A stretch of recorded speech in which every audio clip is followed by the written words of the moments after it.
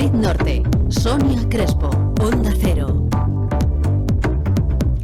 1:32 minutos de este miércoles 8 de junio. Hoy, tras las huellas de la sierra, llegamos a uno de los municipios que a mí personalmente me parecen con mayor encanto de toda la región. Hoy llegamos hasta Patones, que vamos a hablar de los distintos núcleos de población, ahora les explicaremos si no lo conocen, y también el Pontón de la Oliva.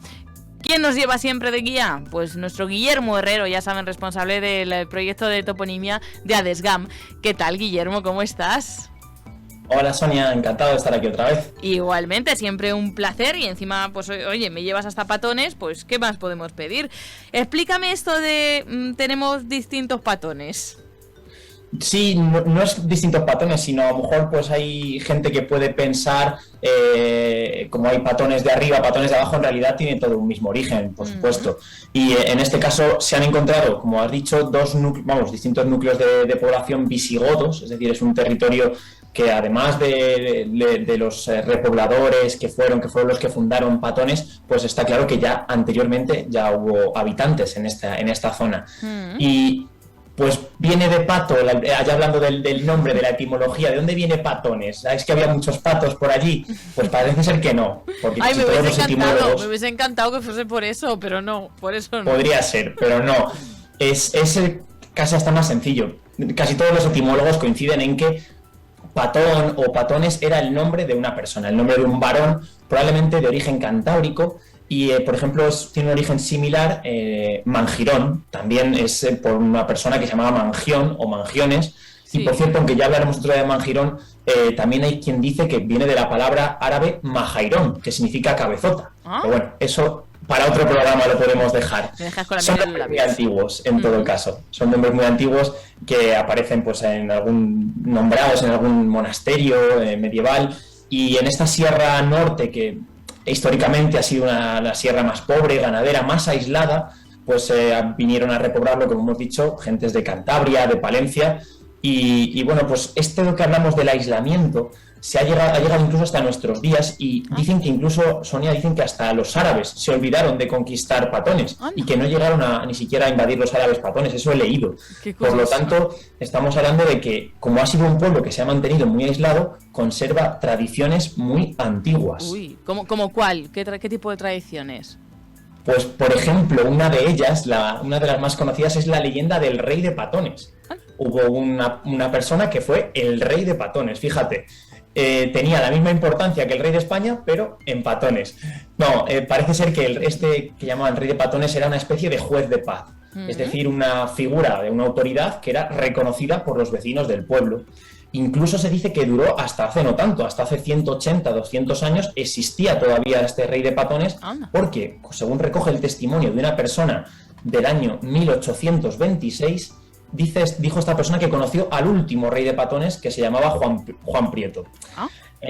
Al fin y al cabo, pues esta figura pues resolvía controversias, era como una especie de juez mediante el derecho de costumbre, y que pues resolvía los problemas de los vecinos.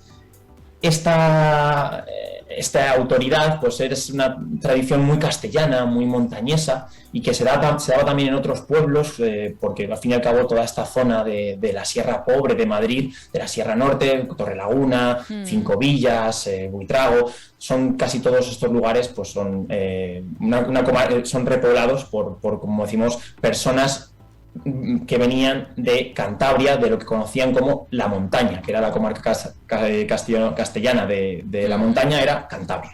Y me has dicho que íbamos a hablar de Patones, pero también de Pontón de la Oliva, que habrá gente que no conozca. ¿Cuál es su historia?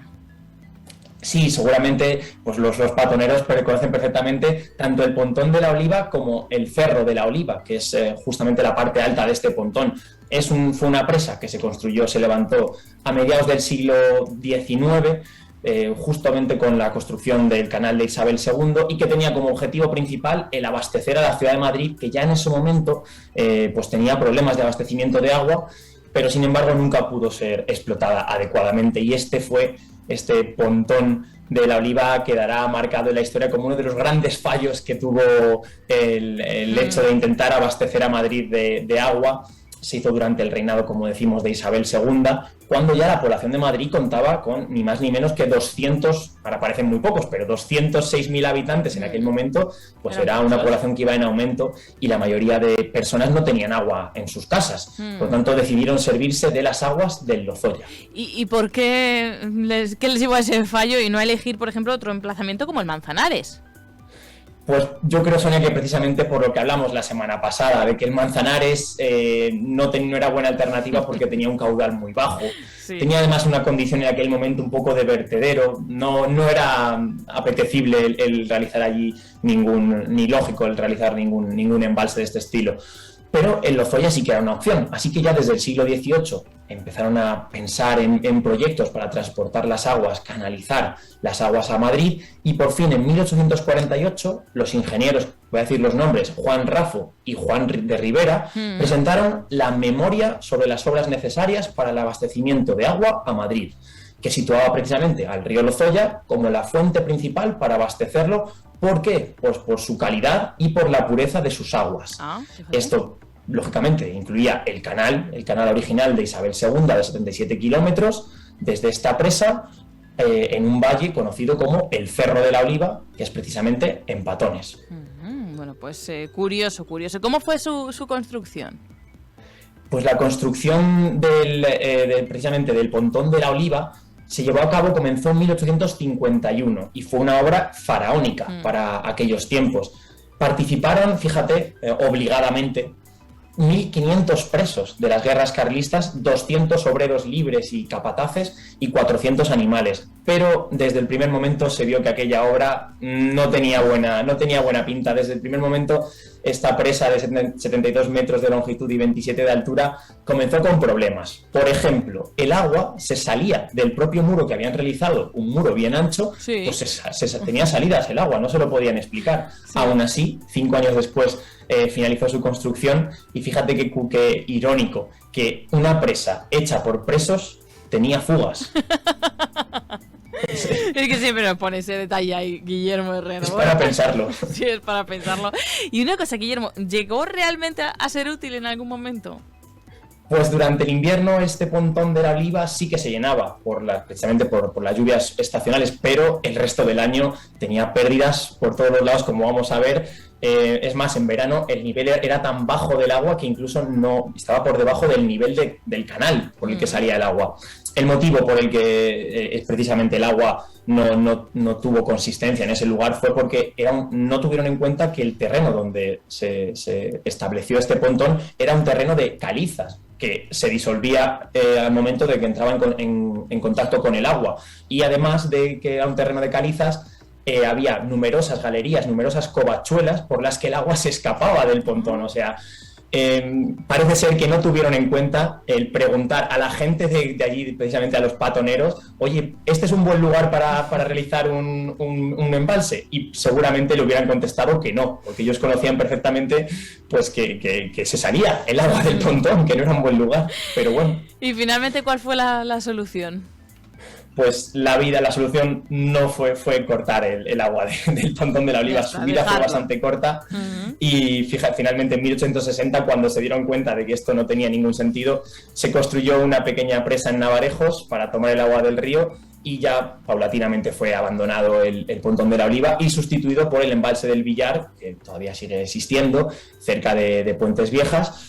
Y bueno, pues hoy en día este lugar, el pontón de la Oliva, es uno de los atractivos turísticos, otro más de los que tiene Patones, que fíjate que solo hemos dicho uno, pero sabemos que tiene muchísimos más, y pues un punto de encuentro para los que les gusta la escalada, por ejemplo. Sí. Un patrimonio histórico de este lugar y de la Sierra de Ayllón. Y otro proyecto, Sonia, igual que el que hablamos la semana pasada del Manzanares, otro proyecto que también hizo aguas, el pontón de la Oliva.